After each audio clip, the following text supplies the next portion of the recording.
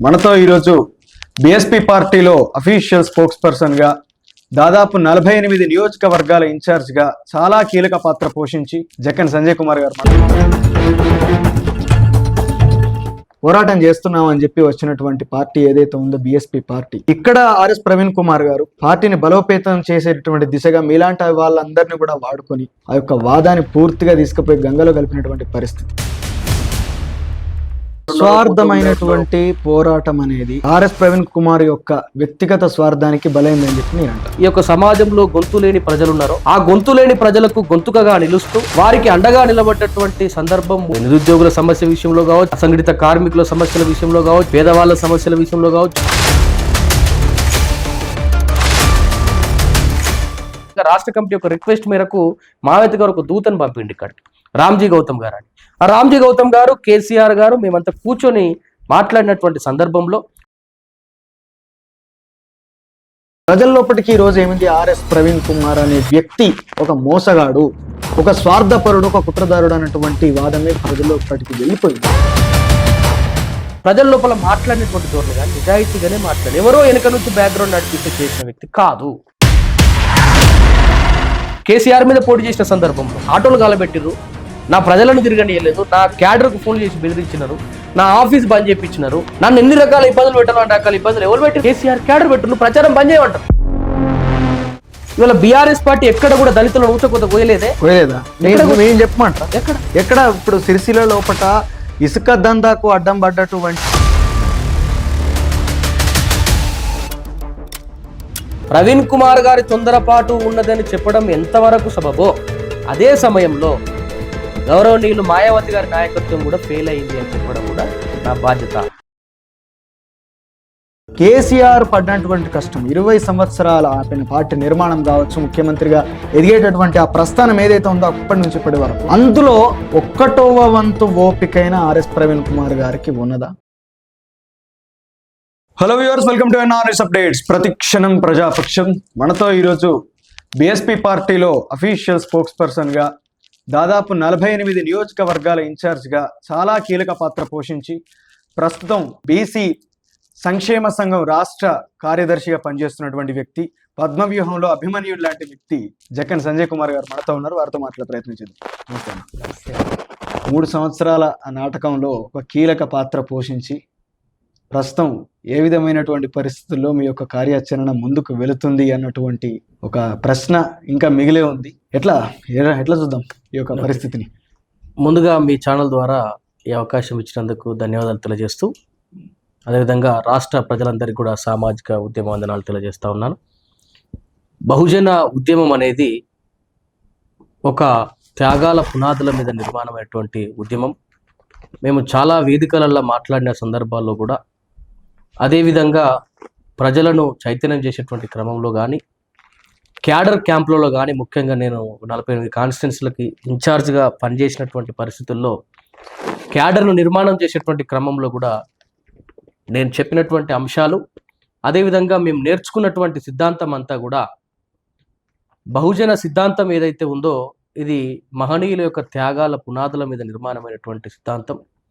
100కి 95% ప్రజలు వారి యొక్క హక్కులు కాలరాగిపోతున్నటువంటి పరిస్థితుల్లో ఇవాళ 70 ఏళ్ళ స్వతంత్ర భారతదేశంలో కూడా ఇప్పటికీ స్వతంత్రం ఉన్నటువంటి బీసీలు కానీ, ఎస్సీ ఎస్టీ మైనార్టీలకు కూడా వారికి ఆర్థికంగా అదేవిధంగా అన్ని రంగాలలో, రాజకీయంగా, ఆర్థికంగా, వ్యాపారంగా అన్ని రంగాల్లో సమానత్వాన్ని తీసుకురావాలన్నటువంటి పోరాటమే సామాజిక పరివర్తన ఉద్యమం. అది మహనీయుల యొక్క పోరాటం. అది ఏనాటి కూడా నాటకం కాబోదనే విషయాన్ని నేను మీకు తెలియజేస్తా ఉన్నాను. అంటే నాటకం అంటే మీ యొక్క సైద్ధాంతిక పునాది ఏదైతే ఉందో, మీ యొక్క భావజాలం ఏదైతే ఉందో, ఆ భావజాల పరంగా మీరు చేసినటువంటి ఉద్యమం కావచ్చు, పోరాటం కావచ్చు, దాన్ని నాటకంగా నేను పరిగణించలేదు, ఆ ప్రకారంగా నేను మాట్లాడలేదు. కానీ ఈ పునాదులు కలిగినటువంటి భావజాలం ఉన్నటువంటి వ్యక్తులము మేము అంటూ మరి బహుజన వాదాన్ని ఎత్తుకొని బహుజనుల యొక్క సాధికారత కోసం పోరాటం చేస్తున్నామని చెప్పి వచ్చినటువంటి పార్టీ ఏదైతే ఉందో బీఎస్పీ పార్టీ జాతీయ పార్టీ కావచ్చు.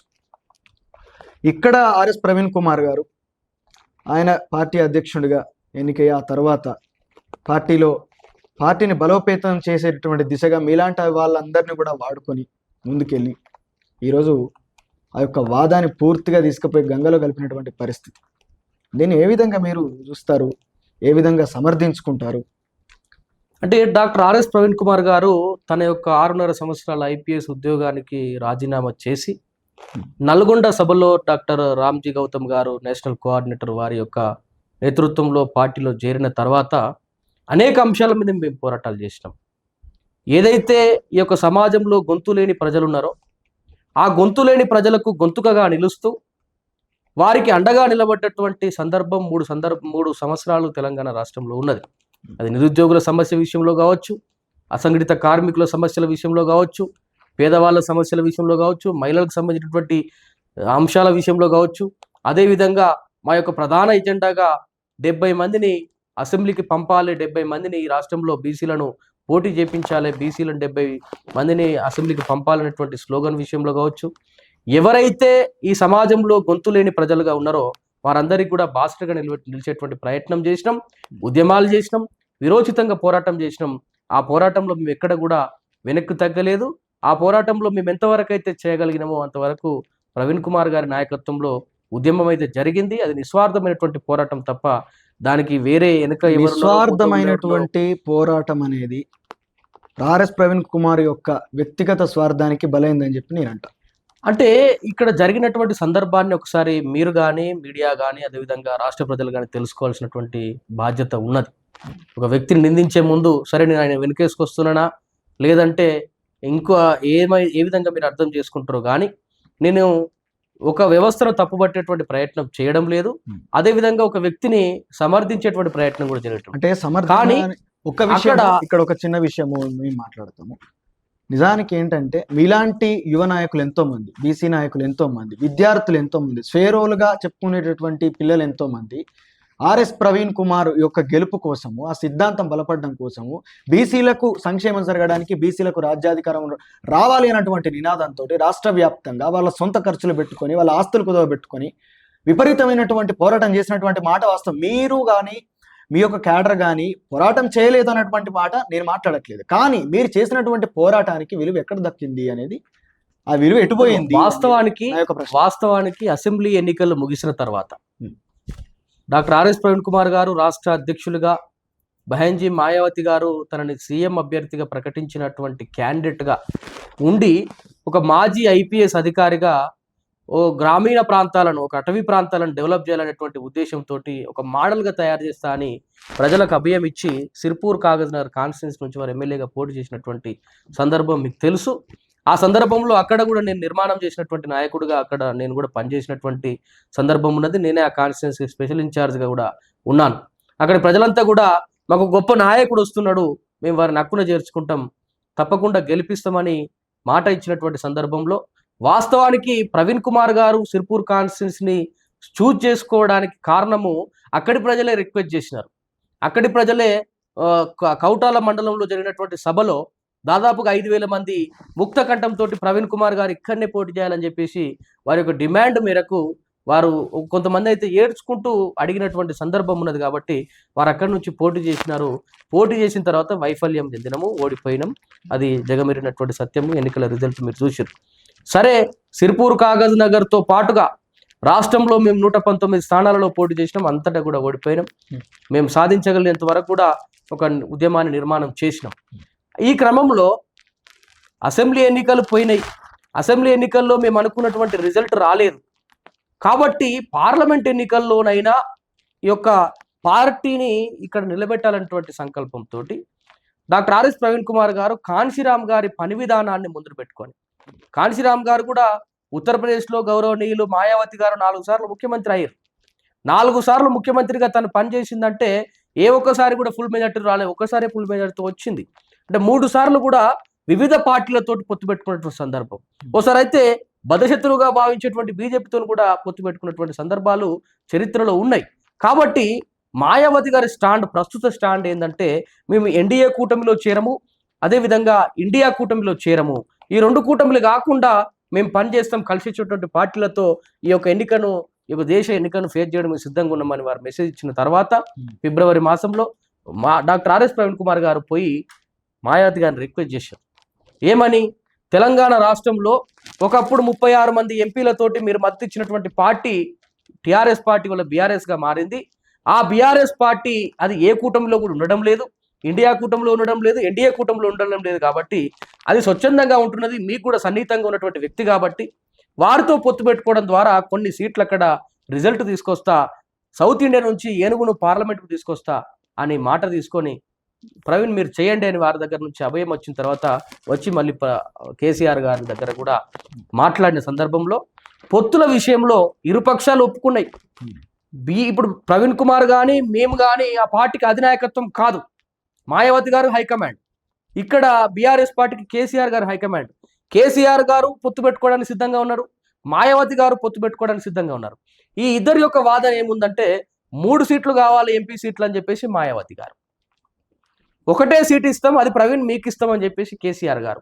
లేదు లేదు ఈ రాష్ట్రంలో మీకు ఎక్కువ రిజల్ట్ రాలేదు, ఓట్లన్నీ కూడా ఈసారి మీరు అనుకున్నంత రాలేదు కాబట్టి నేను నా సీట్లను వేస్ట్ చేసుకోను, నాకు అక్కడ నిర్మాణంలో పనిచేసినటువంటి నాయకులు వాళ్ళకి కాదని ఇవ్వాలంటే నేను కూడా కష్టకాలంలో ఉన్నా కాబట్టి మీరు ఒక్కసారికి ఒకటి సర్ది చేసుకోండి, రేపు భవిష్యత్తులో స్థానిక సంస్థల ఎన్నికలైనా ఇంకా ఏ ఎన్నిక వచ్చినా కూడా మేము మీతో పాటు కలిసి పనిచేస్తాం, బీఎస్పీని ఎస్టాబ్లిష్ చేయడానికి మేము కూడా ఇక్కడ సహకారం చేస్తాం, ఒకరికొకరు సహకరించుకుందామని కేసీఆర్ గారు మెసేజ్. మాయావతి గారు లేదు మనల్ని తక్కువ చూస్తున్నారు, తప్పకుండా 3 సీట్లు పట్టుకొస్తేనే పొత్తుకొప్పుకుంటా అని వారు. ఈ క్రమంలో మాయావతి గారు ప్రవీణ్ కుమార్ గారి అదేవిధంగా రాష్ట్ర కమిటీ యొక్క రిక్వెస్ట్ మేరకు మాయావతి గారు ఒక దూతను పంపిండి ఇక్కడికి, రామ్జీ గౌతమ్ గారు అని. ఆ రామ్జీ గౌతమ్ గారు కేసీఆర్ గారు మేమంతా కూర్చొని మాట్లాడినటువంటి సందర్భంలో 2 సీట్లకు ఫైనల్ అయింది. ఆ 2 సీట్లకు ఫైనల్ అయిన తర్వాత అది ఏది హైదరాబాద్ అండ్ నాగర్ కర్నూలు 2 పార్లమెంట్ స్థానాలకు బీఎస్పీకి ఇవ్వడానికి, మిగతా 15 స్థానాల్లో బీఆర్ఎస్కు మేము సపోర్ట్ చేయడానికి ఫైనల్ అయిన తర్వాత మాయావతి గారు కూడా ఒప్పుకున్న తర్వాత కాన్సీరామ్ గారి జయంతిని మార్చి 15 తారీఖు మేము నాగర్ కర్నూలులో సభగా నిర్వహించి ఆ సభ ద్వారా మేము రాష్ట్ర ప్రధానికం అంతటి కూడా డిక్లేర్ చేసినాం. ఆ డిక్లేర్ చేసినటువంటి సందర్భము ప్రజల లోపల వెళ్ళిపోయిన తర్వాత నెక్స్ట్ డేనే మళ్ళీ మాయావతి గారి దగ్గర నుంచి కాల్ చేసి మీరు ఇక్కడ పొత్తును విరమించుకోవాలి, పొత్తు లేదు ఏది లేదు అంటే మొదలు ఒప్పుకున్నది వారే, 3 సీట్లు అన్నారు, ఈయన 1 సీట్ అన్నాడు, మధ్యలో 2 సీట్లకు ఫైనల్ అయింది, ఓకే అన్నది. ఆ తర్వాత మా యొక్క రాష్ట్ర కమిటీ యొక్క ఉద్దేశం ఏంది, ప్రవీణ్ కుమార్ గారి ఉద్దేశం ఏంటంటే ఈ రాష్ట్రంలో రిజల్ట్ తీసుకురావాలి. ఎవరైనా ఒక్క నాయకుడు ప్రజాప్రతినిధిగా ఎంపీగానో ఎమ్మెల్యేగానో గెలిస్తే రేపు లోకల్ పార్టీ జరిగేటువంటి లోకల్ స్థానిక ఎన్నికల్లో కూడా మేము ఎస్టాబ్లిష్ అవుతాం, పార్టీ నిర్మాణం అవుతుంది, రేపు భవిష్యత్తులో తప్పకుండా కూడా తెలంగాణలో బహుజన రాజ్యాన్ని తీసుకురావాలనేటువంటి కాంక్షతో ఉన్నటువంటి సందర్భంలో మాయావతి గారు ఒప్పుకున్నారు, మళ్ళీ తర్వాత వద్దు అన్నారు. ఎందుకంటే అదే మార్చి 16 లేదు 17 తారీఖు నాడు మోడీ గారి సభ నాగర్ కర్నూలులో ఉండే. నాగర్ కర్నూలు మేము ఊహించి చెప్తలేం, మాకు ఉన్నటువంటి సమాచారాన్ని మాత్రమే మాట్లాడుతున్నాం. ఎవరైనా మాయావతి గారు అభిమానులు ఉంటే దయచేసి అర్థం చేసుకోవాలి కానీ దీన్ని వ్యతిరేకించద్దని కోరుతూ చెప్తా ఉన్నాను. తెల్లవారితే మోడీ గారి సభ 17 తారీఖు మార్చిలో ఉంటుంది. మేము 15 తారీఖున డిక్లేర్ చేసినాం. 16 రోజు మాయావతి గారి దగ్గర నుంచి మాకు ఈ పొత్తు వద్దని చెప్పేసి సమాచారం వచ్చింది. ప్రకటించినటువంటి మేము మళ్ళీ వెనుకకు రాలేక ఒక అంశం. రెండోది ఎలాగైనా రిజల్ట్ తీసుకురావాలి, రాజ్యాధికారమే అంతిమ లక్ష్యం అని చెప్పినటువంటి బాబాసాహెబ్ అంబేద్కర్ గారి యొక్క స్ఫూర్తి మాకున్నది కాబట్టి మేము ఏం చేయలేని పరిస్థితుల్లో అనుకోకుండా తొందరపడి ప్రవీణ్ కుమార్ గారు, వాస్తవానికి మేము కూడా ఈ విషయంలో ప్రవీణ్ సార్తో ఏకీభవించడం కొంతవరకు, అదేవిధంగా వ్యతిరేకిస్తూ ఉన్నాం. తొందరపడ్డాడు ప్రవీణ్ సారు, అదేవిధంగా ఒక హుకుం లాగా పాస్ చేసింది మాయావతి గారు. ఈ ఇద్దరి యొక్క ఆలోచనలు ఇద్దరి కలిసిపోక ప్రవీణ్ కుమార్ గారు పార్టీకి రాజీనామా చేశారు. రాజకీయ కారణాలు ఏవైనా ఉండొచ్చు, ప్రజలు నేను చదువుకున్నాను, మీరు చదువుకున్నారు, దీని వెనకాల ఉన్నటువంటి ఇంత జరిగినటువంటి ఈ కథ అంతా మీరు చెప్తా ఉన్నారు. ఈరోజు నేను అర్థం చేసుకుంటా, మీరు అర్థం చేసుకుంటున్నారు, విద్యావంతులు, జ్ఞానవంతులు, బుద్ధిజీవులు అర్థం చేసుకుంటారు. రాజకీయ కారణాలు అనేటివి తప్పకుండా ప్రతి పార్టీ తీసుకునే నిర్ణయం వెనుక డెఫినెట్గా ఉంటాయి. ప్రజలకు అది ఎట్లా అర్థమవుతుంది? ప్రజల లోపలికి ఈరోజు ఏమింది, ఆర్ఎస్ ప్రవీణ్ కుమార్ అనే వ్యక్తి ఒక మోసగాడు, ఒక స్వార్థపరుడు, ఒక కుట్రదారుడు అన్నటువంటి వాదమే ప్రజల్లో ఇప్పటికి వెళ్ళిపోయింది. ఎందుకంటే బీఆర్ఎస్ మీద ఉన్నటువంటి వ్యతిరేకత కావచ్చు, మెయిన్ రీజన్ వచ్చేసి ప్రవీణ్ కుమార్ మీద ఉన్నటువంటి వ్యతిరేకత కాదు, బీఆర్ఎస్ మీద ఉన్నటువంటి వ్యతిరేకత వల్ల ఆ క్రమంలో తీసుకున్నటువంటి తొందరపాటు నిర్ణయం ఆర్ఎస్ ప్రవీణ్ కుమార్ మీద నిజంగానే ఒక నెగిటివ్ షేడ్ని ఎస్టాబ్లిష్ చేసింది, ఒప్పుకుందాం. దీని వెనకాల ఇంత జరుగుండొచ్చు, కానీ నిజంగా మీరు అనుకున్నటువంటి విజయం సాధించాలంటే కాన్షీరామ్ గారు కష్టపడేటువంటి ఆ కథంతా వృత్తాంతం అంతా మీకు తెలుసు. ఒక బలమైనటువంటి నిర్మాణం, ఒక సైద్ధాంతిక నిర్మాణం జరగాలంటే చాలా సంవత్సరాల ప్రయత్నం కావాలి. ఖచ్చితంగా బలమైనటువంటి క్యాడర్ కావాలి. రాష్ట్ర వ్యాప్తంగా దాన్ని ఎస్టాబ్లిష్ చేయాలంటే ఒకటేసారి అంటే ఆర్ఎస్ ప్రవీణ్ కుమార్ కేవలం స్వేరోస్ ను నమ్ముకొని కాన్సీరామ్ గారి యొక్క పని విధానంలో ఓడు ఓడించు గెలువు. మేము మునుగోడులో బై ఎలక్షన్స్ లో ప్రవీణ్ కుమార్ గారి నాయకత్వంలో పోటీ చేసిన మా పార్టీ నుంచి క్యాండిడేట్ పోటీ చేసినాడు, ఓడిపోయినాం.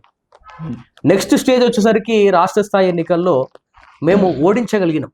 ఒక రాష్ట్రంలో అధికారం ఉన్నటువంటి పార్టీని మేము ఓడించగలిగినాం. నెక్స్ట్ 100% గెలిపే.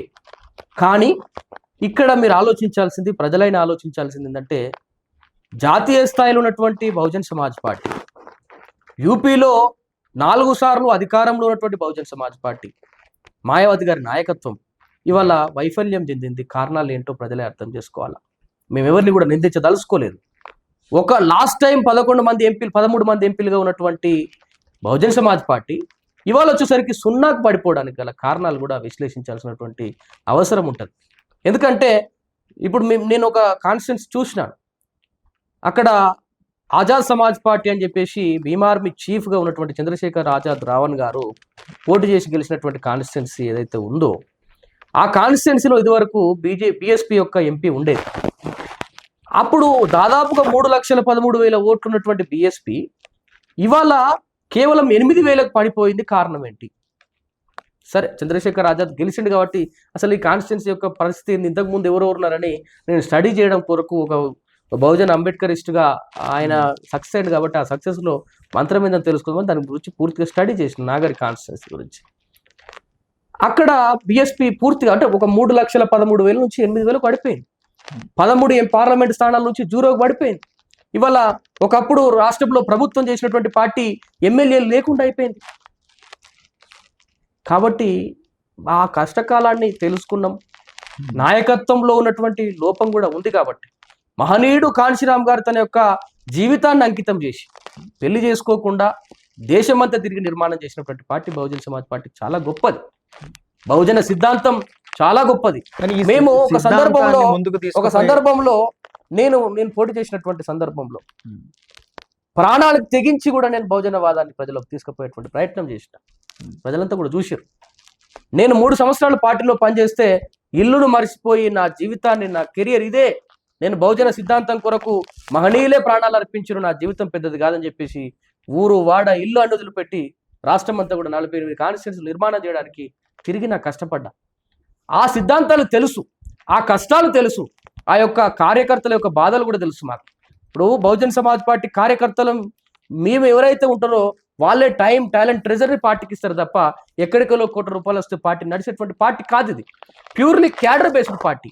కానీ ఇవాళ నాయకత్వం మాత్రం ఆ క్యాడర్ యొక్క సంకల్పాన్ని, ఆ క్యాడర్ యొక్క త్యాగాన్ని నిర్వీర్యం చేసినటువంటి పరిస్థితి. ఒకటి, ఈరోజు మీరు సైద్ధాంతికంగా మీకు ఒక వాదం, మీ భావజాలం ప్రకారము మీకు ఖచ్చితంగా ఒక నిర్దిష్టమైనటువంటి క్లారిటీ ఉన్నది. దాని ద్వారా ఆర్ఎస్ ప్రవీణ్ కుమార్ తీసుకున్నటువంటి నిర్ణయం తొందరపాటు నిర్ణయం అన్నటువంటి ఆలోచన మీకు కలిగింది. దాన్ని మీరు చెప్తా ఉన్నారు. ఎందుకంటే మీరు అదే సమయంలో అంటే ఒక్క నిమిషం ప్రవీణ్ కుమార్ గారి తొందరపాటు ఉన్నదని చెప్పడం ఎంతవరకు సబబో, అదే సమయంలో గౌరవనీయులు మాయావతి గారి నాయకత్వం కూడా ఫెయిల్ అయింది అని చెప్పడం కూడా నా బాధ్యత. మాయావతి గారి నాయకత్వం ఈ రోజు కాదు, ఫెయిల్ అయ్యి చాలా సంవత్సరాలు అవుతుంది.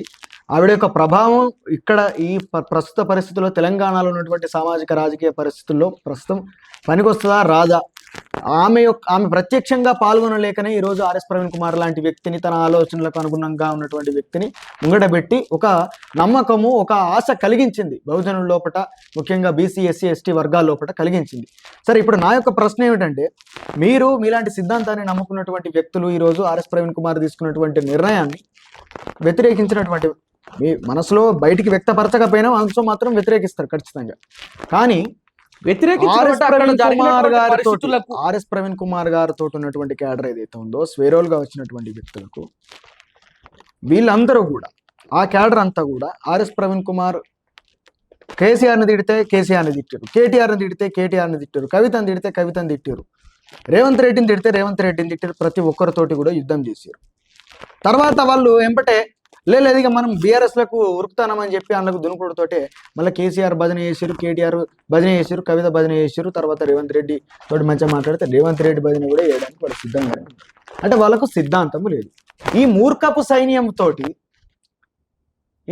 సైన్యంతోటి అంటే కేవలం ఆర్ఎస్ ప్రవీణ్ కుమార్ తన వ్యక్తిగత సిద్ధాంతాన్ని పార్టీలో ప్రవేశపెట్టడం వల్ల ఏర్పడేటువంటి తప్పు కాదా ఇది? మీలాంటి వాళ్ళకి అన్యాయం జరగలేదు. ఎందుకంటే ఇది నేను వ్యక్తిగతంగా బాధపడేటటువంటి విషయం. మీకు నాకు గతంలో పరిచయం ఉన్నది.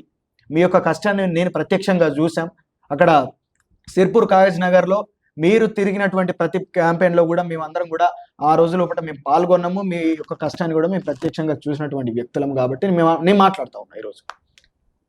ఇట్లా సిద్ధాంతపరంగా ఉన్నటువంటి వ్యక్తులు పార్టీ ఇచ్చినటువంటి సిద్ధాంతం, ఆ పార్టీకి సంబంధించినటువంటి సిద్ధాంతాన్ని నమ్ముకున్నటువంటి వ్యక్తులు మీరైతే, ఆర్ఎస్ ప్రవీణ్ కుమార్ గారు తన యొక్క వ్యక్తిగత సిద్ధాంతాన్ని ఇక్కడ తీసుకొచ్చి ఇంప్లిమెంట్ చేసి నేను ఏది చెప్తే అదే, నేను ఎట్లా చెప్తే అట్లే అన్నటువంటి రకంగా ఒక మౌనార్క్ లాగా, ఒక పోలీస్ అధికారి లాగానే వ్యవహరించినటువంటి తీరు వల్లనే నేను చెప్తాను. దగ్గర నుంచి చూసిన నేను ప్రవీణ్ కుమార్ గారిని, ఆయన పార్టీలో ఎక్కడ కూడా మోనార్కిజం చూపెట్టలేదు. మోనార్కిజం ఆయన చూపెడితే రిజల్ట్ ఇంత చర్చనీయాంశం ఒకటి విశారదన్ మహారాజ్ గారి యొక్క విషయంలో ఆర్ఎస్ ప్రవీణ్ కుమార్ గారు అహంకారంగా మాట్లాడారు. నేను సాక్ష్యాలతో సహా చెప్తాను. విశారదన్ మహారాజ్ పార్టీ కాదు, ఒకప్పుడు పార్టీయే కదా. విశారదన్ మహారాజ్ పార్టీ కాదు, ఆయన సపరేట్ పార్టీగా పెట్టుకున్నాడు. ఆయన వ్యవస్థ పేరు. ఈరోజు బహుజన్ సమాజ్ పార్టీలో మీరు అన్నట్టుగా అప్పటికీ ఆల్రెడీ నిర్మాణమైనటువంటి పార్టీ ఉంది. ప్రవీణ్ కుమార్ గారితో వచ్చినటువంటి గుంపు ఒకటి ఉంది. ప్రవీణ్ కుమార్ గారిని చూసి ఈ నాయకత్వంలో తప్పకుండా బహుజన రాజ్యం సాధిద్దామని నాలాంటి ఉద్యమకారులను కూడా చాలా మంది జాయిన్ అయినాం. 3 రకాల గుంపు ఉంది పార్టీలో. ఈ 3 రకాల గుంపును కూడా వారు సమన్వయపరిచారు తప్ప ఎక్కడ అహంకార ధోరణి అయితే చూపెట్టలేదు. ఎందుకు చెప్తా ఉన్నా అంటే, నా విషయంలోనే చెప్తాను. నా విషయంలో నేను బీసీ ఉద్యమకారుడుగా బీసీ సంఘాలలో స్టేట్ కోఆర్డినేటర్గా ఉన్నప్పుడు వారి నుంచి పిలుపు వస్తే నేను పార్టీలో జాయిన్ అయినా. నాకు ఎక్కడ లోటు అయితే చేయలేదు. వారు ఇది పైసలు ఇచ్చే పార్టీ కాదు, వారు పైసలు ఇయ్యలే. ఇది మనకు కిరీటాలు పెట్టేటువంటి పార్టీ కాదు, కిరీటాలు పెట్టలే. సామాజిక బాధ్యతతోటి పనిచేస్తే ఎంత పనిచేస్తే అంత ఎంకరేజ్ చేసినారు తప్ప ఎక్కడ కూడా అది చేయలేదు. సరే, అదే విషయంలో అదే సందర్భంలో చూస్తే స్వేరోస్ నుంచి వచ్చినటువంటి నాయకత్వానికి పార్టీలో పెద్దపీట వేసిన అంటే చాలా చోట్ల నేను చూసిన. ఎందుకంటే నేను క్షేత్రస్థాయిలో పనిచేసినాను. రాష్ట్ర బాధ్యుడిగా ప్రతి కాన్స్టిట్యూన్సీ ఒక కాన్స్టిట్యూన్సీ పట్టుకొని ఉన్నోని కాదు. అట్లానే హైదరాబాద్ స్పోక్ పర్సన్ కనుక హైదరాబాద్ మీడియా ఛానల్ చుట్టూ తిరిగినోని కాదు. క్షేత్రస్థాయిలో పనిచేసినాడు కనుక నాకు రిపోర్ట్ ఉన్నది. స్వేరోస్ నాయకత్వానికి కూడా పెద్ద బాధ్యతలు ఎక్కడ ఇయ్యలేదు ఆయన. ఒక వ్యక్తి ఇప్పుడు నేను ఉంటే నాకు దగ్గరగా పరిచయం ఉన్నోళ్ళు నా చుట్టూ కనబడడం అది వేరే విషయం. పార్టీలో నాయకత్వం విషయంలో, పార్టీ కీలకమైనటువంటి పదవుల విషయంలో ఎక్కడ కూడా ప్రవీణ్ కుమార్ గారు వారి అనుచరులకు పదవులు పెద్ద ఎత్తున ఇవ్వలేదు. రాష్ట్ర కమిటీలో 28 మంది ఉంటే పనిచేసినటువంటి వారే ఉన్నారు రాష్ట్ర కమిటీలో తప్ప కొత్త వాళ్ళు స్వేరోకు సంబంధించిన స్వేరో గణకేంలో పెడుతున్నారనే వాళ్ళు లేరు. 33 జిల్లాలకు అధ్యక్షులుగా ఉన్న వారి విషయంలో కూడా సామాజిక సమీకరణాలు దృష్టిలో పెట్టుకొని కమిటీలు వేసినాం తప్ప ఎక్కడ కూడా స్వేరోస్ కనుక వీళ్ళు జిల్లా అధ్యక్షులుగా ఉంటారనేది కూడా ఎక్కడ చేయలేదు. ఎక్కడైతే పార్టీ లోపంగా ఉందో, పార్టీ బలహీనంగా ఉందో, ఇదివరకు క్యాడర్ లేకుండా ఉందో అక్కడ స్వేరోస్ను సర్దుబాటు చేసి వారికి నాయకత్వం ఇచ్చిన విషయం ఉన్నది. అది ఎవరైనా చేస్తారు. కానీ పెద్ద ఎత్తున వారు చేసిరనేది మాత్రం ఇది ఒప్పుకునేటువంటి విషయం కాదు. నేనే దానికి ప్రధానమైనటువంటి సాక్షిని. అంటే కేవలం పార్టీని ఆయన నీతిగా నిజాయితీగా నడిపిండు. నేను దగ్గర నుంచి చూసిన. నాకేమైనా డబ్బులు ఇవ్వలే, నాకేం పెద్దగా జీవితం అంతా కూడా నాకు ఏం చేయలే. కానీ నేను నిజాయితీగా మాట్లాడుతూ ఉన్నా. ప్రవీణ్ కుమార్ గారు వారు పార్టీని నడిపినటువంటి ధోరణి కానీ, వారు పోరాటాలు చేసినటువంటి ధోరణి కానీ, వారు ప్రజల లోపల మాట్లాడినటువంటి ధోరణి కానీ నిజాయితీగానే మాట్లాడి, ఎవరో వెనక నుంచి బ్యాక్గ్రౌండ్ నడిపిస్తే చేసిన వ్యక్తి కాదు. ఎందుకంటే ఇవాళ ఒకవేళ కేసీఆర్ గారికి వారికి పాత సంబంధం ఉందనుకుంటే సిరిసిల్ల, సిద్దిపేట, గజ్వెల్ 3 కాన్స్టిట్యూన్సీలలో కూడా ప్రజలలో బలమైనటువంటి నాయకులను గుర్తించి టికెట్లు ఇచ్చారు. భయపడ్డారండి హరీష్ రావు, కేటీఆర్, బీఎస్పీ ఒక వేవ్కు. సిద్దిపేటలో ఒక బూత్ లో బీఆర్ఎస్ పార్టీని దాటిపోయింది ఓట్ బ్యాంక్. సిద్దిపేటలో చక్రధర్ గౌడ్ను పార్టీలకు తీసుకొని ఇస్తే 12,000 ఓట్లు వచ్చినాయి. సిరిసిల్లలో సామాజిక ఉద్యమకారుడు భూమేష్ ముద్రాజ్కు తీసుకొని ఇస్తే ఆయనకి 8,000 ఓట్లు వచ్చినాయి. రాష్ట్ర స్థాయిలో నిర్మాణంలో ఉన్నటువంటి నన్ను తీసుకొచ్చి గజ్వేల్లో పోటీ చేపించినారు. నాకు ఒకటే చెప్పిండు, తెగించి కొట్లాడాలని చెప్పిండు తప్ప ఎక్కడ కాంప్రమైజ్ కావాలని చెప్పలేదు. నా మీద నేను క్యాంపెయినింగ్లో కేసీఆర్ మీద పోటీ చేసిన సందర్భంలో నా యొక్క ఆటోలు గాలబెట్టిర్రు, నా ప్రజలను తిరగనియలేదు, నా క్యాడర్కు ఫోన్ చేసి బెదిరించినారు, నా ఆఫీస్ బంద్ చేయించినారు, నన్ను ఎన్ని రకాల ఇబ్బందులు పెట్టాలో అంటే రకాల ఇబ్బందులు ఎవరు పెట్టిరు? కేసీఆర్ క్యాడర్ పెట్టిరు. ప్రచారం బంద్ చేయమంటారు. ఒకవేళ ఇక్కడ 2 రకాల ఆలోచించుకోవచ్చు మీరు. సిద్దిపేట సిరిసిల్లలో బలమైనటువంటి క్యాండిడేట్లు పెడితే వ్యతిరేక ఓట్లు చీలిపోతాయని కొంతమంది ఆలోచించుకుంటారు కావచ్చు. నేనైతే live example from Gajwel constituency. గజ్వేల్లో నేను తెగించి కొట్లాడమని ప్రవీణ్ సార్ చెప్పిండు. నువ్వు తిరగత్రా భయ అని కేసీఆర్ దగ్గర నుంచి నాకు ఫోన్లు, 3 కోట్ల రూపాయలు ఇస్తాం కాంప్రమైజ్గా నువ్వు విత్డ్రా చేసుకోమని చెప్పి కేసీఆర్ దగ్గర నుంచి ఫోన్లు, నా ఆటోలను గలపెడతారు. నాకు ఆర్థికమైనటువంటి బలమే తక్కువ ఉందంటే నా ఆర్థిక బలం మీద దెబ్బతీసేటువంటి ప్రయత్నం చేస్తారు. రకరకాల ఇబ్బందులు. అంటే వారి యొక్క ధోరణి ఏంది? ఒకవేళ ప్రవీణ్ కుమార్ గారు ఓటు బ్యాంకును చీల్చేవాళ్ళనే పెడితే కనుక కేసీఆర్ అయితే నన్ను అడుకోదు కదా. నన్ను అడుగున్నాడు కేసీఆర్. అంటే ఇక్కడ ఏం అర్థమవుతుందంటే ప్రవీణ్ కుమార్ గారు నిజాయితీగా కొట్లాడిండు. ఏ విషయంలో కూడా వారు కాంప్రమైజ్ కాలేదనేది నేను బలంగా చెప్పగలుగుతా. కానీ పార్టీ యొక్క అధినాయకత్వం లోపం ఉన్నది. ఆ క్రమంలో ప్రవీణ్ సార్ కూడా తొందరపడేటువంటి సందర్భం ఉంది. సరే, ఏదేమైనా కూడా మనకు political power is master key. కాబట్టి రాజ్యాధికారమే అంతిమ లక్ష్యం కనుక ఆ రాజ్యాధికారంలో భాగంగానే వారు రాజకీయాల నుంచి పారిపోలేదు. కానీ ఒక రాజకీయ పార్టీలో చేరిండు. తప్పకుండా బహుజనవాదులైనా, స్వేరోస్ అయినా, యువకులైనా, ప్రవీణ్ కుమార్ గారి అభిమానులైనా కూడా పెద్ద మనసుతో అర్థం చేసుకోవాలి. ఒకసారి వారికి అవకాశం ఇచ్చి చూస్తే 26 ఏళ్ళ ఐపీఎస్ సర్వీస్లో వారు చేసినటువంటి అద్భుతాలు ఎన్నో ఉన్నాయి. 9 ఏళ్ళు గురుకులాల సెక్రటరీగా ఉంటే అంతకు ముందు నీళ్ళ చారు పురుగుల అన్నం ఉన్నటువంటి వాటిని అద్భుతంగా తీర్చిదిద్దినటువంటి క్రెడిట్ వారికి ఉన్నది. అదేవిధంగా 26 ఏళ్ళ ఐపీఎస్ సర్వీస్లో అనేకమైనటువంటి విషయాల్లో ఈ రాష్ట్రాన్ని కాపాడినటువంటి వ్యక్తిగా వారు ఉన్నారు. కాబట్టి ఒక్కసారి వాళ్ళకి రాజకీయ పదవి ఆయనకి దొరికితే ఏం చేస్తారంటే చూద్దాం. ఇవాళకి ఆయన చెప్తాడు, మీరు కూడా సెర్చ్ చేయొచ్చు, ఏదైనా చేయొచ్చు. ప్రవీణ్ కుమార్ గారు నిరుపేద అండి, నిరుపేద, ఇల్లు లేని పరిస్థితి.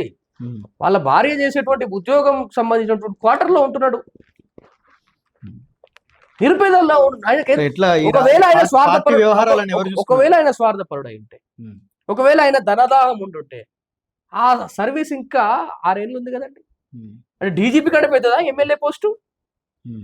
ఎమ్మెల్యే పోటీ చేద్దామని వచ్చిన ఆయన డీజీపీ కంటే పెద్దది కాదు కదా. డీజీపీ అయ్యేటోడు కదా ఇప్పుడు పోస్ట్. ఇది కావాలి కదా ఏంటి? డీజీపీ కావడానికి వచ్చినట్టు డీజీపీకి అయ్యే అవకాశం ఒక ఎస్ఐ సిఐఏ, సరే నేను తప్పు పడతలేని వ్యవస్థను, ప్రభుత్వ యంత్రాంగాన్ని, ఒక ఎస్ఐ సిఐ కుర్చీలో కూర్చుంటేనే రకరకాల కేసుల విషయంలో వాళ్ళు ఎంత లంచాలు తీసుకుంటారో తెలుస్తుంది. నిన్నటికి తహసీల్దారు నిజామాబాద్లో ఎక్కడో దొరికితే కోట్ల రూపాయలు దొరుకుతూ ఉన్నాయి. ఒక మండల స్థాయి ఆఫీసర్గా పనిచేసే వాళ్ళ దగ్గర అంత ఉంటే ఒక రాష్ట్రానికి పోలీస్ శాఖకు బాస్ అయ్యేటువంటి అవకాశాన్ని వదిలిపెట్టి వచ్చిండు. ఆ విషయాన్ని మనం మర్చిపోవద్దు. ఒక్కదాన్ని పట్టుకొని పూర్తిగా ఈయన దొంగ అని ముద్ర వేయద్దు దయచేసి. ఒక్కదాన్ని పట్టుకొని దొంగ అని ముద్ర వేసే పరిస్థితి కాదు. ఇప్పుడు ఏంటంటే కేసీఆర్ గారు మీరు అంటున్నారు 6 సంవత్సరాల పదవి ఇంకా ఉండగానే ఇదైపోయిందని చెప్పని, అంత గొప్పడు మరి ఆర్ఎస్ ప్రవీణ్ కుమార్ గారు అయితే, మరి కేసీఆర్ గారు కేంద్ర మంత్రిగా పనిచేసినటువంటి వ్యక్తి, స్పీకర్గా పనిచేసినటువంటి వ్యక్తి, చాలా గొప్ప క్యాడర్ను అనుభవించినటువంటి వ్యక్తి.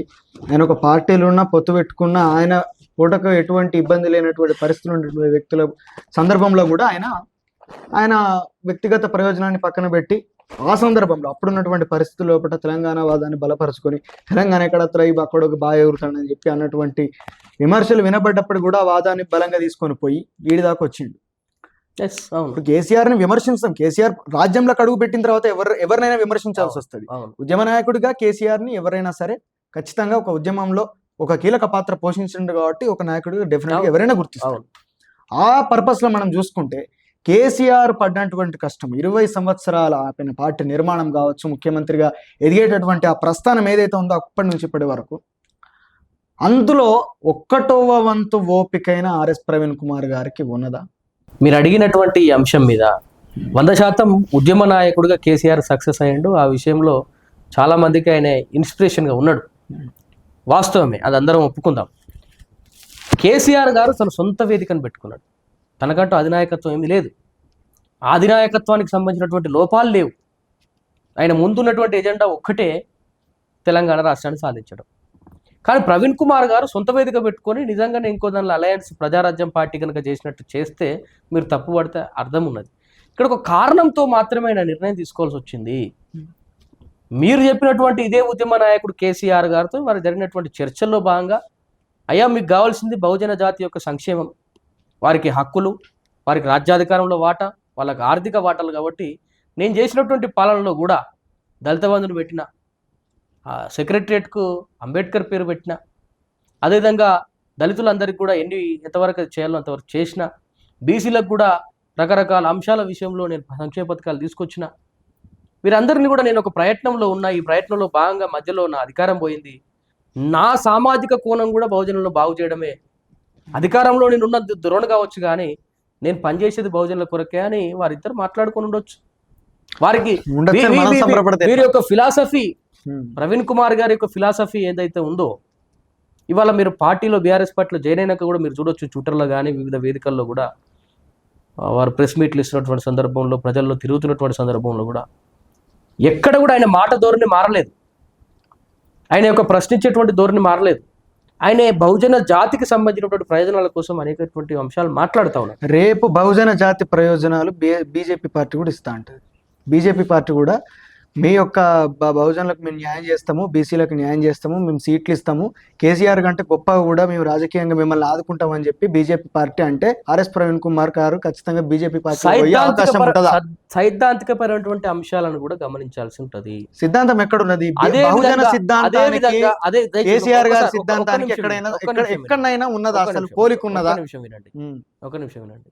ఇవాళ అంబేద్కర్ గారికి పేరు పెట్టింది ఒక బ్రాహ్మణ్ అండి.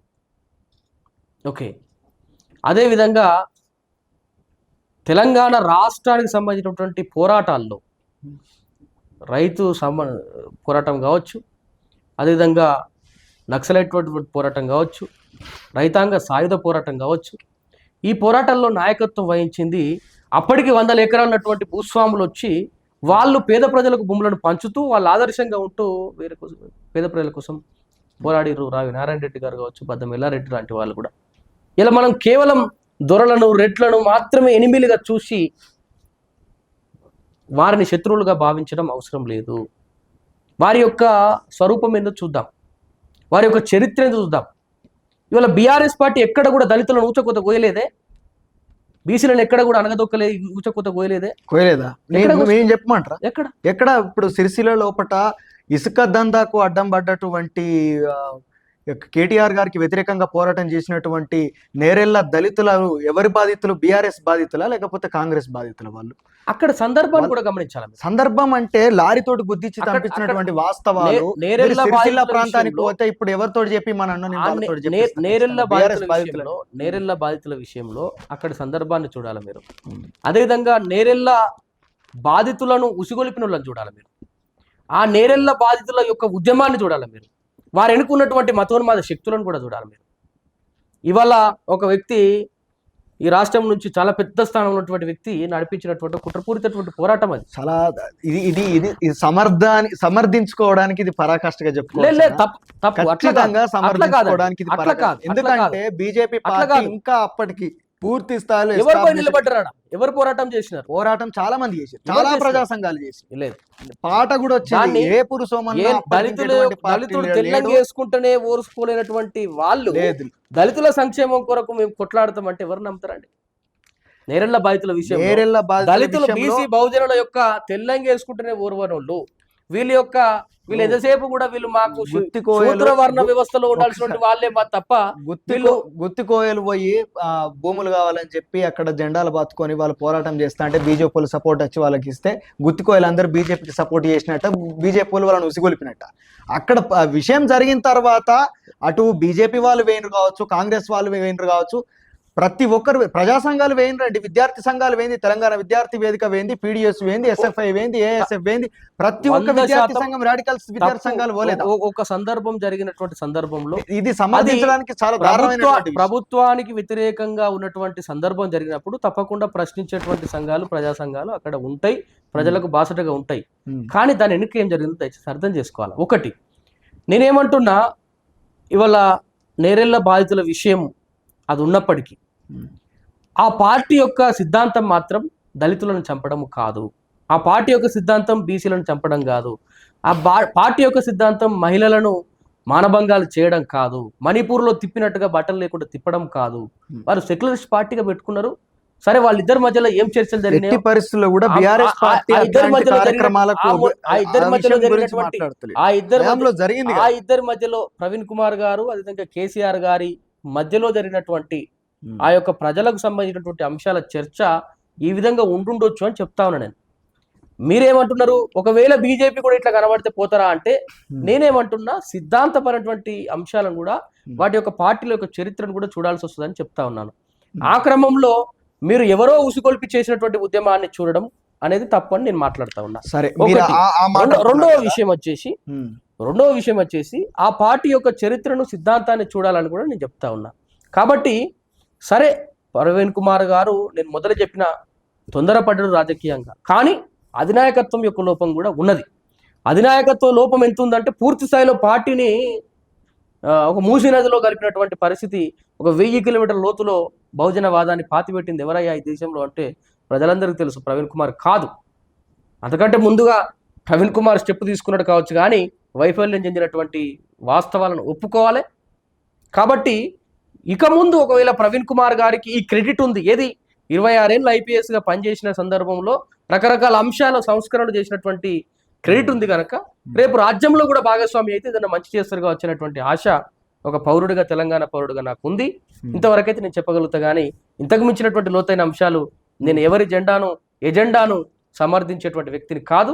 నీతిగా, నిజాయితీగా మాట్లాడుతున్నా, జరిగినటువంటి వాస్తవికమైన విషయాలే చెప్తా ఉన్నా తప్ప వేరే చెప్పడం లేదు. కాబట్టి దాన్ని మీరు చర్చను తప్పు తీసుకుపోయేటువంటి ప్రయత్నం చేయకండి. చర్చను నేను ఎట్టి పరిస్థితుల్లో కూడా తప్పుదోవ పట్టించే ప్రయత్నం చేస్తలేను. మీరు సమర్థించిర్రు అన్నటువంటి విషయం అక్కడ డెఫినెట్గా కౌంటర్ అయినప్పుడు దాని గురించి రీకౌంటర్గా మాట్లాడే పరిస్థితి డెఫినెట్గా వస్తుంది. బీఆర్ఎస్ పార్టీ తన యొక్క సిద్ధాంతముల దళితుల మీద, బహుజనుల మీద దాడి చేయాలన్నటువంటి సిద్ధాంతం ఏ పార్టీ పెట్టుకుంది? బీజేపీ పార్టీ అయినా రాసుకుంటుందా? వీళ్ళ మీద పలానా చేస్తుంది కావచ్చు, కానీ రాసుకోదు. ఆర్ఎస్ఎస్ యొక్క విధి విధానాలు చదవండి. ఆర్ఎస్ఎస్ యొక్క విధి విధానాలు, ఆర్ఎస్ఎస్ నడిపిస్తున్నటువంటి భారతీయ జనతా పార్టీ యొక్క విధి విధానాలు కూడా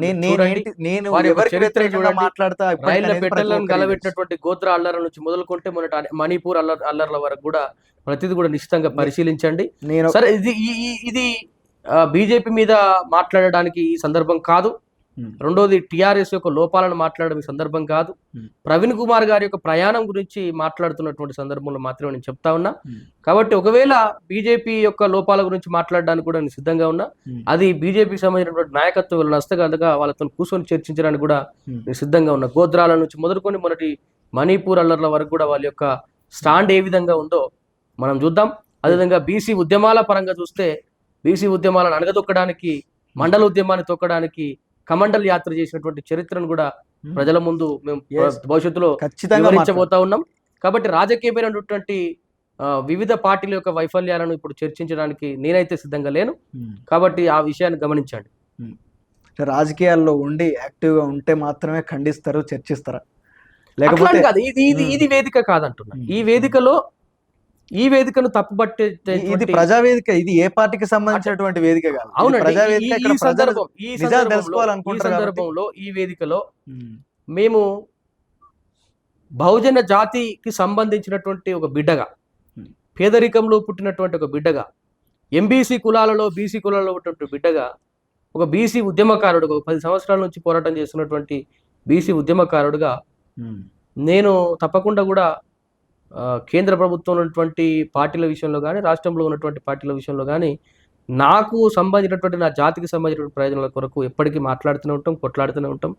వాటి యొక్క నైసర్గిక స్వరూపానికి పోయినప్పుడు, వారి యొక్క సిద్ధాంతాల రూపానికి పోయినప్పుడు, వారి యొక్క గత చరిత్రను చూసినప్పుడు మా జాతికి నష్టం చేసిర్రా, లాభం చేసిర్రా, తప్పకుండా మేము చూస్తాం. ప్రజలకు కూడా మేము మా క్యాడర్ క్యాంపుల్లో కానీ మా మీటింగ్లలో కూడా తప్పకుండా వాటికి చెప్తా ఉన్నాం. ఈ ఈ ఈ రాష్ట్రంలో కానీ దేశంలో కానీ ఎవరితో ఎలాంటి ప్రయోజనాలు ఉన్నాయో కూడా ప్రజలందరికీ కూడా తెలుసు. కాబట్టి నేనేమంటున్నా అంటే ఈ వేదిక ద్వారా మాట్లాడే సందర్భం కాదని చెప్తా ఉన్నాను. ఎందుకంటే ఇప్పుడు ఇక్కడ డీవియేట్ అయితే ఒక విషయం నేను చెప్తా ఉంటా. ఫర్ ఎగ్జాంపుల్ బైర్ నరేష్ అన్న విషయం చూస్తే, లేదంటే నిన్ననే మేము ప్రొఫెసర్ కదిర కృష్ణ గారితో కూడా కలిసి మాట్లాడేటువంటి సందర్భం ఉంది. వారి సందర్భాన్ని కనుక చూస్తే మతోన్మాదపు శక్తులు ఎక్కడ ఒక మాట దొరుకుతుందా ఈ ప్రజా ఉద్యమకారుల గొంతులను అణిచివేద్దాం అనుకుంటున్నారు. ఇవాళ ఈ రాష్ట్రంలో నేను ఒక 10 సంవత్సరాల అనుభవం గడించినటువంటి ఒక బీసీ ఉద్యమకారుడుగా ఉన్నా. నా యొక్క లక్ష్యం నా జాతి ప్రయోజనాలను చేకూర్చడం, నా జాతికి సంబంధించినటువంటి అంశాల విషయంలో మాట్లాడడం, ఆ ఉద్యమ ఫలితాలు నా జాతికి అందజేయడం, అంతిమంగా ఆ యొక్క జాతిని రాజ్యాధికార వైపు తీసుకుపోవడం నా లక్ష్యం తప్ప వేరే ఎవరిని విమర్శించడం లక్ష్యం కాదు.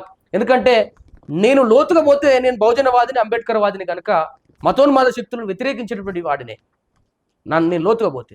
ఆ లోతైనటువంటి అంశాలు చర్చించడం ద్వారా ఇక్కడ మత ఘర్షణలకు రేపుతున్నటువంటి కొన్ని వ్యవస్థలు ఉన్నాయి. కాబట్టి మేము వాటి విషయంలో మాట్లాడదలుచుకోలేదు. ప్రజాస్వామ్యయుతంగా రాజ్యాంగబద్ధంగా ఈ పేదవాళ్ళ గొంతుకగా ఉండడానికి మాత్రమే అంతవరకే నా లిమిట్. నేను లిమిట్ పెట్టుకున్నా. ఎందుకంటే నాకంటే ముందు కొట్లాడినటువంటి సామాజికవేత్తలను వాళ్ళు బెదిరిస్తున్నటువంటి సందర్భం ఉన్నది, రకరకాలుగా ఇబ్బంది పెడుతున్నటువంటి పరిస్థితి ఉన్నది. కాబట్టి నేనేం భయపడడం లేదు, కానీ నాకు అవసరం లేని దాని గురించి నేను పోదలుచుకోలేదు. మీరు 10 సంవత్సరాల నుంచి బీసీలకు సంక్షేమం కోసము, రాజకీయ అధికారం కోసము, రాజ్యాధికారం కోసము, బీసీల యొక్క సాధికారత కోసము మీరు పనిచేస్తూ ఉన్నారు, పోరాటం చేస్తూ ఉన్నారు. ఇప్పటి వరకు కూడా ఆ బహుజనవాదాన్ని మాత్రమే మీరు ఆ బాటలోనే మీరు నడుస్తూ ఉన్నారు, ఆ తోడుతోటే మీరు నడుస్తూ ఉన్నారు. మీరు ఆ సిద్ధాంతం నుంచి పక్కకు పోయిరని కూడా ఎవరు అనలేరు, ఎందుకంటే మీరు పోరాటం చూసిన వాళ్ళు ఎవరు అనలేరు. కానీ మీరన్నారు ఇక్కడ రూపం మార్చుకుంటుంది, ఒక్కో సందర్భంలో బీజేపీ పార్టీతోటే జత కట్టాల్సినటువంటి పరిస్థితి ఏర్పడ్డది అని చెప్పి మీరు అన్నారు. చాలా చాలా దారుణమైనటువంటి నిర్ణయాలు, అలాంటివి తప్పుడు నిర్ణయాలు చరిత్రలో ఒకసారి మీ చాలా దారుణమైనటువంటి స్థాయిలో దెబ్బతినటువంటి నిర్ణయాలుగా అందరం కూడా భావించాల్సినటువంటి విషయము. ఈరోజు కాంశీరామ్ గారు వారితో కూర్చొని మాట్లాడుతున్న ఆనాడు బీఎస్పీతో బీజేపీ కాంశీరామ్ గారు స్వయంగా బహుజన ఉద్యమము తప్పిదం జరిగింది, పొత్తు పెట్టుకున్న సందర్భంలో వాళ్ళు ఆయన ఎంత మాటలు మాట్లాడండి అనేది కూడా తెలుసు. ఒక పక్క లాల్ కృష్ణ అద్వాని, ఒక పక్క వాజ్పేయిని కూర్చోబెట్టుకొని విలేకరులు నీలాంటి రిపోర్టర్స్ జర్నలిస్టులు అడిగినప్పుడు మీరు ఈ వ్యతిరేక శక్తులతో ఈ విధంగా ప్రయాణం చేస్తారంటే, నా లక్ష్యం ఉన్నది, నా లక్ష్య ప్రయాణంలో భాగంగా నేను గుర్రం దొరికితే గుర్రం ఎక్కిపోతా, గాడిద ఎక్కిపోతే గాడిద ఎక్కిపోతా, దొరికితే గాడిదలు దొరికినాయి, గాడిదలు మోస్తా అంటున్నాయి. కాబట్టి నేను ముందుకు పోతా తప్ప నా ప్రయాణం ముఖ్యంగానే ఇది ముఖ్యం కాదని కాంచీరామ్ గారు చెప్పిండ్రు. అదే విధంగా ఇలా ప్రవీణ్ కుమార్ గారు కూడా రకరకాల నిర్ణయాల్లో ఉన్నారు తప్ప. కాంశీరామ్ గారు చాలా అందంగా చెప్పారు. దాన్ని ఇప్పటి వరకు ప్రవీణ్ కుమార్ గారి నుంచి, మీ దగ్గర నుంచి, మిగతా ఎవరిని అడిగినా ఈ రకమైనటువంటి సామెత ఒకటి పట్టుకొని ఖచ్చితంగా చాలా గొప్పగా చెప్తా ఉన్నారు. ఇప్పుడు గాడిద ఎక్కిరు, బీఆర్ఎస్ అనే గాడిద ఎక్కిరు, అది ఇసుక తుఫాన్లో కొట్టుకొని పోయింది. ఈ గాడిద మీద ఎక్కిన, మరి ఈ గాడిద మీద ఎక్కింది ఏంటిది అసలు? ఏం ఎక్కింది గాడిద మీద? మనిషా ఇంకో గాడిద ఎక్కిందా? కొట్లా కొట్టుకొని పోయిందా, ఉన్నదా, సజీవంగా ఉన్నదా అని ప్రజలు నిర్ణయిస్తారు. నువ్వు నేను కాదు, నిర్ణయించారు కదా. నువ్వు నేను కాదు, నిర్ణయించారు. 39 మంది ఎమ్మెల్యేలు ఉన్నారండి వాళ్ళకు. 39 మంది ఎమ్మెల్యేలు గెలిచినారు. 39 మంది ఎమ్మెల్యేలు గెలిచినారు. గెలిచిండ్రు. కౌన్సిల్లో వాళ్ళదే మెజార్టీ. ఈ రోజు ఏం జరుగుతా చట్టసభల్లో ఉన్నటువంటి రాష్ట్ర కౌన్సిల్లో వాళ్ళదే మెజార్టీ. మొత్తం 10 మంది ఒక విషయము మొదటి నుంచినటువంటి వ్యక్తులు కేవలం మా యొక్క రూట్, మా యొక్క పార్లమెంట్ ఎన్నికల్లో ప్రయాణాన్ని మాత్రమే తప్పుపట్టేటువంటి కారణాలు వెతికేటువంటి ప్రయత్నం దయచేసి మీరైనా మమ్మల్ని వ్యతిరేకించే వాళ్ళని చేయొద్దు అని నా రిక్వెస్ట్. ఒకటి ఎవరైనా ఎందుకు చేస్తారంటే నమ్మిరు కాబట్టి. ఒక నిమిషం వినండి. ప్రవీణ్ కుమార్ ను బీసీలు నమ్మిరు కాబట్టి డెఫినెట్ గా వినండి. నమ్మిన వాళ్ళని ఎట్లా కాదనుకున్నాం కదా. నమ్మిన వాళ్లకు ప్రయోజనాలు, నమ్మిన వాళ్లకు ఫలితాలు తీసుకురావడమే నాయకుడి యొక్క లక్ష్యము. ఇవాళ బిఎస్పీ ఫెయిల్ అయిందండి, కొట్టుకుపోయిందండి. బీఎస్పీ అనేది ఫెయిల్ చేసినటువంటి అధినాయకత్వం ఫెయిల్ చేసిందండి. ప్రజలు సిద్ధంగా ఉన్నారు ఓట్లు వేయడానికి. అధినాయకత్వము ఏ ఒక్కరిని కలవకుండా గత 10-15 సంవత్సరాలుగా ప్రజలకు దూరంగా ఉంటూ, ఇవాళ ప్రవీణ్ లాంటి వ్యక్తులు మేమంతా కూడా నమ్మిపోయినా కూడా వారు పొత్తు పెట్టుకోమంటారు, విరమించుకోమంటారు. అసలు రిజల్ట్ అక్కర్లేదు మాకు. మా మాట వినాల్సిందే అంటే దానిలో లోపం ఏముందో మీరు అర్థం చేసుకోండి. నేను ఫెయిల్ అయిందని వారికి మాత్రమే మాట్లాడతా, ఎందుకంటే వారి నాయకత్వం నేను పనిచేసిన కాబట్టి. అధినాయకత్వం ఫెయిల్ అయింది, అధినాయకత్వం ఎందుకు ఫెయిల్ అయిందో ప్రజలే గమనించుకోవాలి. నేను సాక్ష్యాలు ఉన్నప్పుడు నేను మాట్లాడతాను. 100% ఫెయిల్ అయింది. పార్టీ ఎక్కడైతే పుట్టిందో ఆ పుట్టిన గడ్డ మీదనే ఫెయిల్ అయింది. నాయకుడి యొక్క లక్ష్యం ఏంటి? నాయకుడు యొక్క నమ్మిన వారి యొక్క ప్రయోజనాలను కాపాడడము, నాయకుడు నమ్మిన వాళ్ళకు ఫలితాలను తీసుకురావడము. కొట్టుకపోతుందని తెలిసే వారు రాజీనామా చేశారు.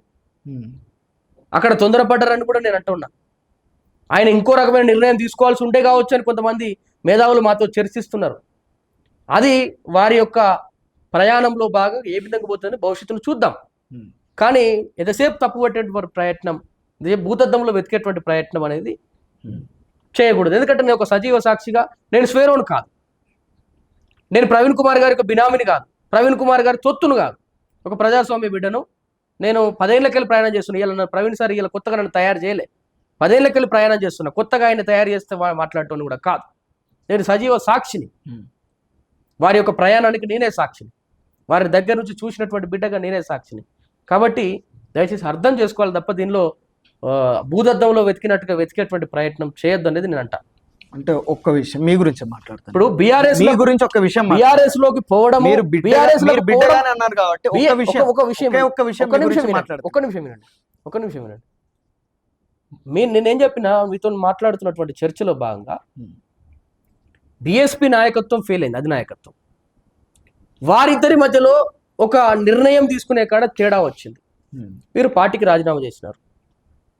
వారి యొక్క బలాబలాలను బేరీజు వేసుకొని ఒక పార్టీలో జాయిన్ అయినాడు.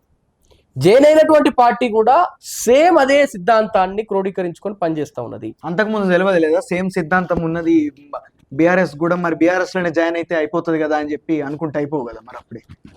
అట్లాంటి క్వశ్చన్స్ తోటి మీరు మాట్లాడడం అనేది మరి మీకే అర్థం కావాలి. నేనేమంటున్నట్టే, ఇది నేను ప్రవీణ్ కుమార్ గారి యొక్క మహాయజ్ఞం చేసేటువంటి క్రమంలో, వారి యొక్క ప్రయాణం చేసేటువంటి క్రమంలో వారు జరిగినటువంటి పరిణామాన్ని నేను చెప్తా ఉన్నా.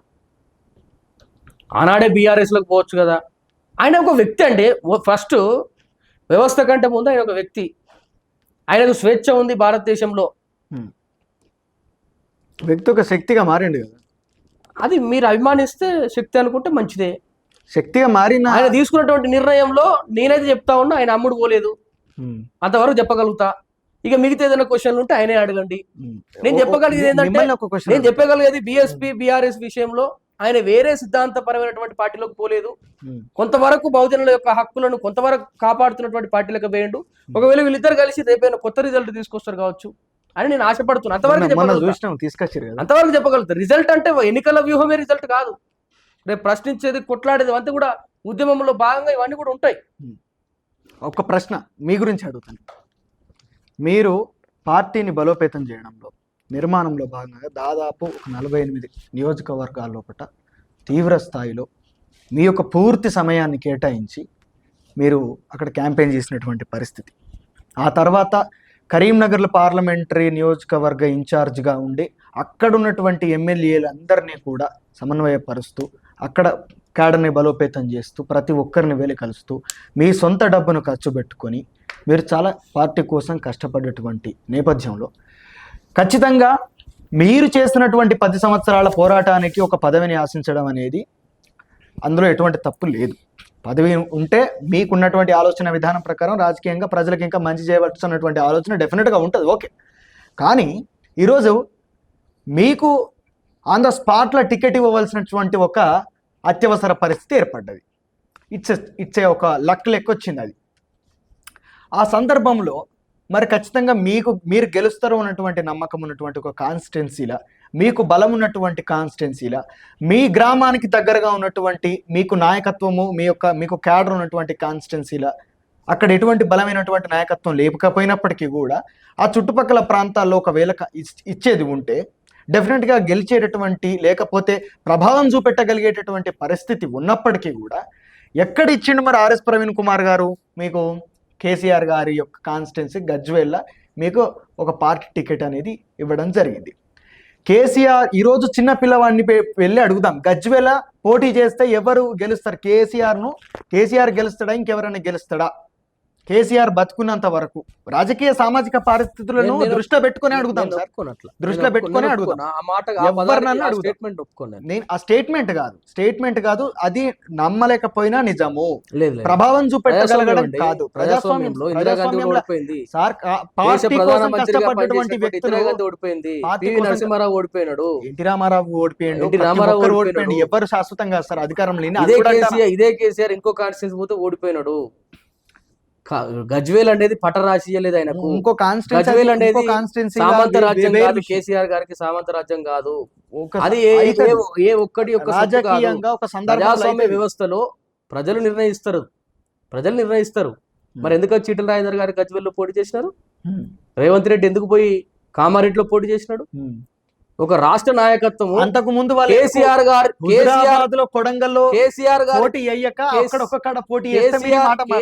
గారి యొక్క నాది ఎస్సీ కాన్స్టిట్యూన్స్ అండి, నాది కాన్స్టిట్యూన్స్ లేదు. చుట్టుపక్కల పార్లమెంట్ ఇన్ఛార్జ్ గా ఉన్నటువంటి నేను ఎంపీగా పోటీ చేయాల్సి ఉండే.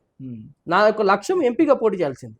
పార్టీ ఆదేశాల మేరకు ఈటల రాజేందర్ లాంటి రాష్ట్ర పార్టీ నాయకుడు, వాళ్ళ పార్టీలో ఆయన రాష్ట్ర నాయకుడు, రేవంత్ రెడ్డి గారు వాళ్ళ పార్టీలో ఆయన రాష్ట్ర నాయకుడు, బీఎస్పీలో నేను కూడా రాష్ట్ర నాయకుడు అండి. 48 కాన్స్టిట్యూన్సీలకు ఇన్ఛార్జ్గా ఉన్నా. అంటే రాష్ట్ర అధ్యక్షుని యొక్క హోదాలో, వారి యొక్క రాష్ట్ర అధ్యక్షుని యొక్క బాధ్యతల్లో నేను బాధ్యతలు మలుచుకున్నాను. ఇది ఎవరిని అడుగుదాం, ఇది అన్యాయం అంటారా? నిజంగా గొప్ప గౌరవం ఇచ్చారంటారా?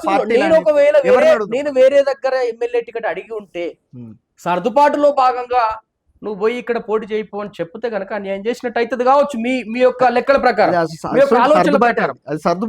సర్దుబాటు కాదు. మేము చూసినాం కదా, నేను ఎక్కడ టికెట్ అడగలేదండి, నేను ఎక్కడ ఎమ్మెల్యే టికెట్ అడగలేదు.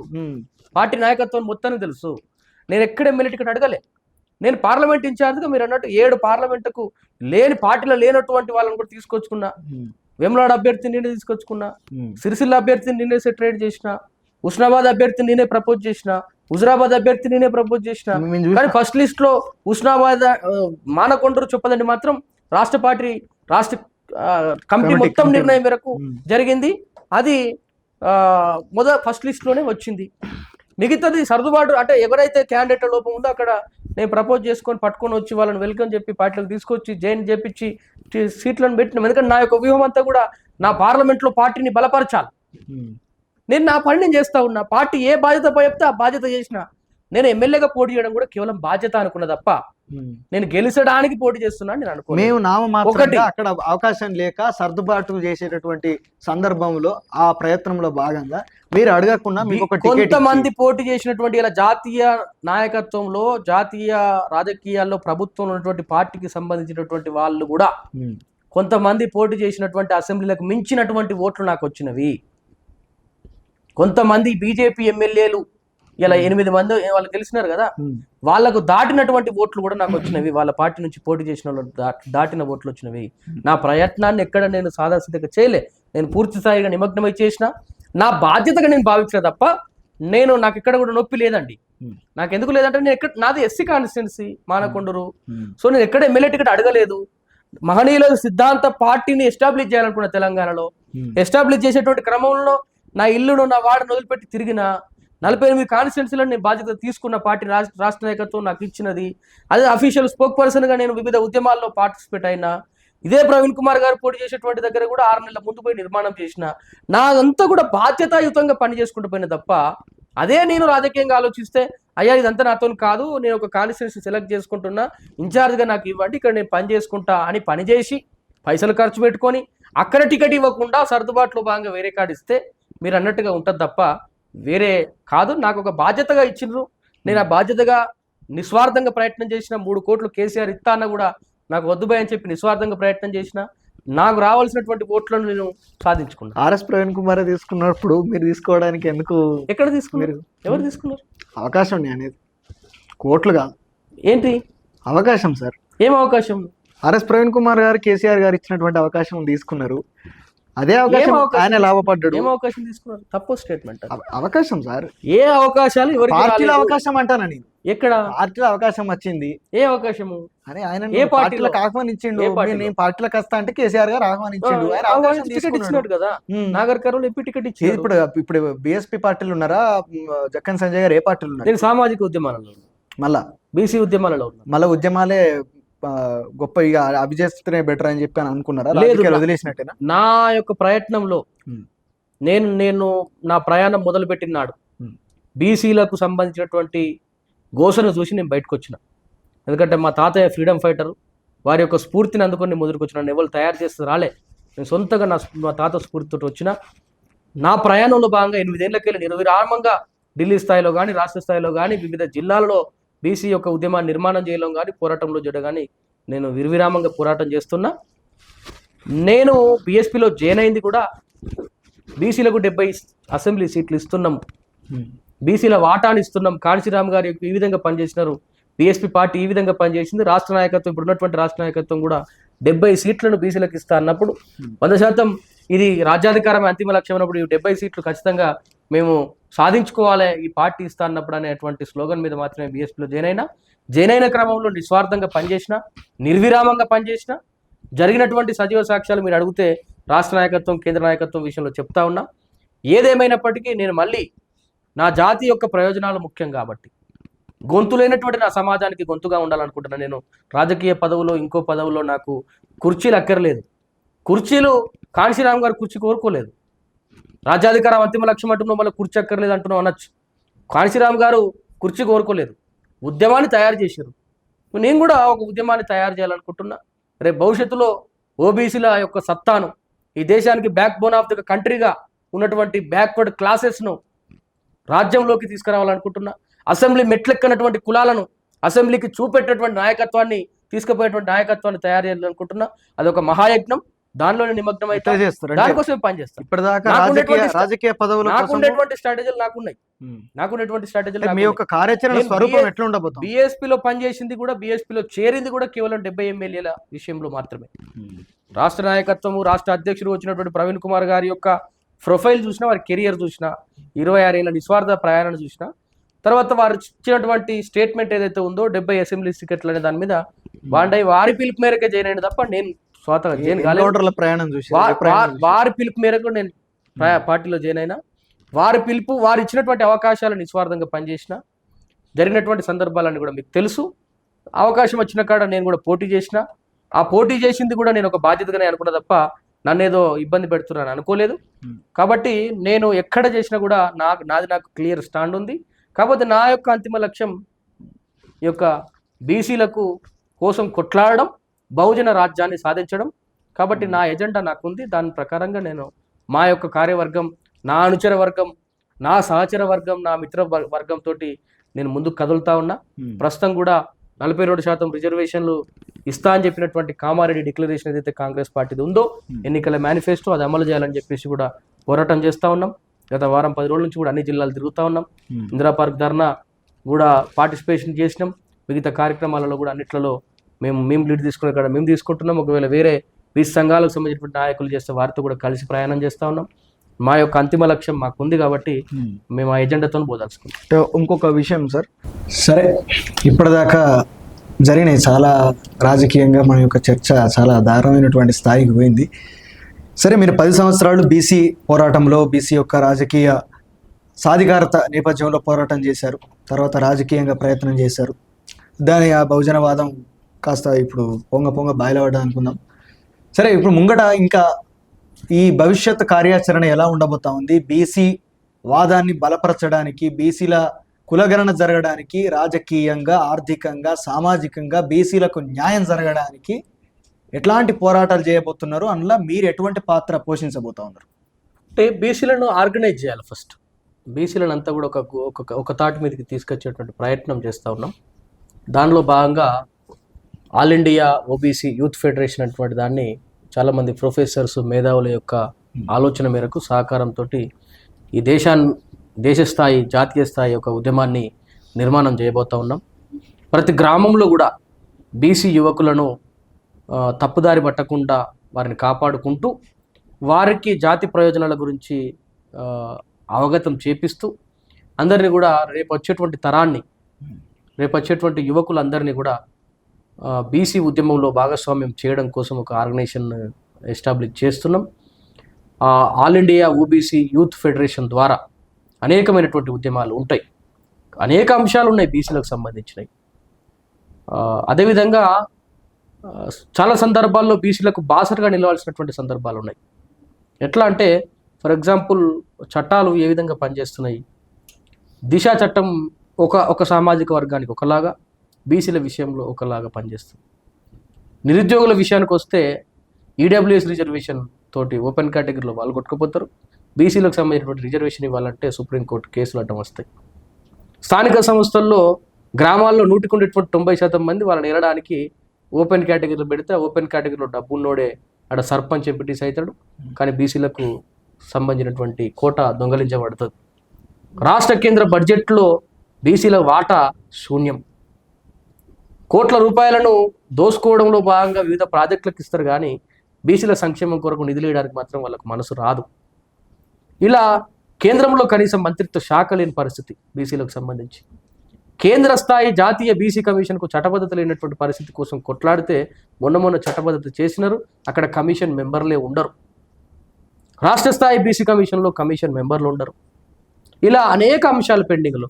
ఫీజుల రియంబర్స్మెంట్ పథకము కొట్లాడి పెట్టించుకున్నటువంటి మేము బీసీ సంఘాలుగా 4 ఏళ్ల నుంచి స్కాలర్షిప్లు పెండింగ్లో ఉంటాయి. బీసీ హాస్టళ్లకు, ఆడోళ్ళ హాస్టళ్లకు తలుపులు, వాష్రూమ్లకు తలుపులు ఉండవు. సమస్యలు చాలామంది చెప్తున్నారు విద్యార్థినులు మా దగ్గరకు వచ్చి చెల్లెళ్ళు. బీసీ హాస్టళ్ళని కూడా ఊరుస్తూ ఉంటాయి. గురుకులాలకు ప్రైవేట్ బిల్డింగ్లలో పెడితే వాళ్ళకు సరైనటువంటి వసతులు ఉండవు, కానీ కోట్ల రూపాయల ఖజానా మాయమైపోతూ ఉంటారు. ఇట్లా పుట్టగొడుగుల్లాగా ఉన్నటువంటి బీసీ సమస్యల కోసం విద్యార్థి, నిరుద్యోగ, యువకులు, మహిళలు, స్త్రీలు, కార్మికులు, కర్షకులు, అదేవిధంగా రైతులు, ఎన్ని రంగాలలో అయితే ప్రజలు ఉన్నారో అన్ని రంగాల్లో బీసీలు ఉన్నారు. ఆ బీసీలకు ఒక బాసటగా నిలిచేటువంటి, నోరు లేనటువంటి సమాజానికి నోరుగా ఉండేటువంటి ప్రయత్నం చేయబోతా ఉన్నది all India OBC youth federation. కాబట్టి దీని నిర్మాణం పెద్ద స్థాయిలో ఉంటుంది. గ్రామ స్థాయి నుంచి మొదలుకొని జాతీయ స్థాయి వరకు కూడా ఈ ఉద్యమాన్ని అన్ని బీసీ సంఘాలను కలుపుకొని, ఆల్రెడీ ఎస్టాబ్లిష్ అయినటువంటి బీసీ సంఘాలు కూడా కొన్ని ఉన్నాయి, వారందరినీ కూడా కలుపుకొని యూత్ను ఆర్గనైజ్ చేసేటువంటి కార్యక్రమంలో భాగంగా మేము ముందుకు పోతా ఉన్నాం. ఒక నిర్విరామ పోరాటాన్ని చేస్తాం. ఖచ్చితంగా మీ యొక్క పోరాటం అనేది ఫలితాన్ని సాధించాలని చెప్పి కోరుకుంటా ఉన్నాం. ఎందుకంటే మీరు నిజాయితీగా అప్పటి నుంచి ఇప్పటి వరకు ఒకే భావజాలంతో, ఒకే వాదంతో మీరు ముందుకు వెళ్తున్నటువంటి ఆ యొక్క పరిణామ క్రమాన్ని అందరం కూడా చూస్తూ వచ్చాం. కాబట్టి ఈ యొక్క క్రమంలో ఎన్నో రకాలైనటువంటి అడ్డంకులు, ఎన్నో రకాలైనటువంటి పరిస్థితుల మార్పు జరిగి ఉండొచ్చు. ఖచ్చితంగా మీ యొక్క బీసీలకు నిజంగా అన్యాయం జరుగుతున్నటువంటి మాట వాస్తవం. ఖచ్చితంగా న్యాయం జరగాల్సినటువంటి అవసరం ఉన్నది. ఆ దిశగా మీరు పోరాటం చేస్తూ ఉన్నారు. ఆ పోరాటం అనేది ఖచ్చితంగా మీరు ఏర్పాటు చేయబోతున్నటువంటి ఆర్గనైజేషన్ ఏదైతే ఉందో ఆ ఆర్గనైజేషన్ ద్వారా ఖచ్చితంగా ఫలితాలు సాధింపబడతాయని చెప్పి భవిష్యత్తులో ఖచ్చితంగా కోరుకుంటున్నాం. ఈరోజు మా స్టూడియోకి వచ్చి మీ యొక్క అమూల్యమైనటువంటి సమయాన్ని మాకు కేటాయించి చాలా రసవత్తరమైనటువంటి డిస్కషన్ను కొనసాగించినందుకు, నిజంగా మీ యొక్క టైం కేటాయించినందుకు, మాతో వాదించే ఓపిక మీకు కలిగి ఉన్నందుకు నిజంగా ధన్యవాదాలన్న. చాలా థ్యాంక్ యూ. అంటే నేను ఒక విషయం కంక్లూజన్లో, నేను మాట్లాడినటువంటి ఏ అంశం కూడా నా స్వార్థం కొరకు, ఎవరిని సమర్థించడం కొరకు, ఇంకెవరు తప్పుపడటం కోసం మాట్లాడింది కాదు. నా ముందు జరిగినటువంటి విషయాలను నాకు తెలిసినంత వరకు మాత్రమే మీతో చర్చించిన. ఎవరిని తప్పు పట్టాల్సినటువంటి పని నాకు లేదు, ఎవరిని వెనకేసుకురావాల్సినటువంటి పని నాకు లేదు. నా వర్షన్లో మాట్లాడింది నేను మాత్రం నిజాయితీగా మాట్లాడినా.